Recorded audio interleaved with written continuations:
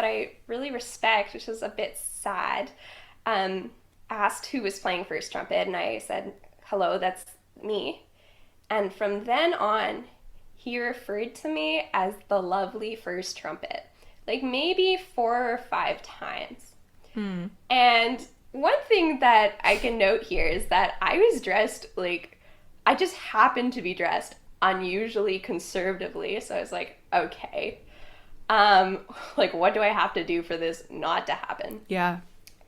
But also, it just like, it wasn't a compliment, and I don't think it was even meant to be. Like, I think it was, I think it was speaking to a bit like, oh, that's kind of funny that you're the Hmm. first trumpet because Hmm. you're a really small woman, and isn't that cute, you know? Yeah, it's patronizing. It's very patronizing. Yeah.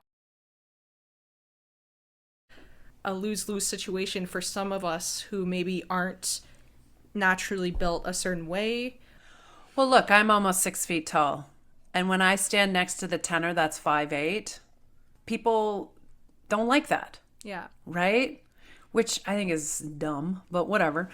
Um, and it also intimidates. It's also intimidating. It's also that kind of thing. But going back to your point about having to maintain your body to look a certain way in addition to your voice, you're totally right. And I think that singers are not the only profession where um, you're expected to look a certain way. And I think what was I reading last year? I think it was about women in industry, how much more money they spend on maintaining their clothes, their hair, their makeup, their nails, and how much more time as an executive they spend on that and money. I think it was something like an average of $10,000 to $15,000 a year versus the male counterpart. And then add to that women are making 80 cents to the dollar to men. And so, it's very interesting to me that even something like that where we're probably not even thinking about it, but that's discrimination right there Right. in some ways, right? If I don't show up at work with lipstick on and my face done, people are like, "Oh, you look really tired." Mm-hmm. Really? So does Joe Schmo right beside me, and he Yeah. he ain't made up today, Yeah. right? Do you know what I mean? It's that and it takes time to do that. Yeah. And I got kids and I got a life. Like, really? Yeah.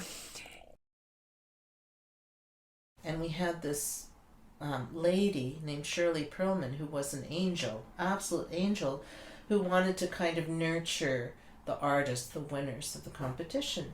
So, of course, I had gone to compete in my sort of frumpy, what I thought was a beautiful gown, and my naturally curly hair, virtually no makeup.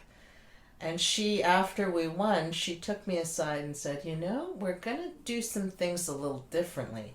And of course, being young, I said, oh, I didn't know that I could have said, no, thank you, it's okay, I'm happy with the way I am.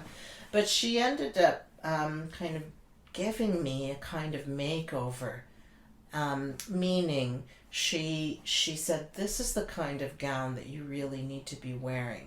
This is the kind of music, and these are the kind of venues that you're going to be playing in. And I'm talking gowns that I would never have even looked at. They were so expensive, but beautiful.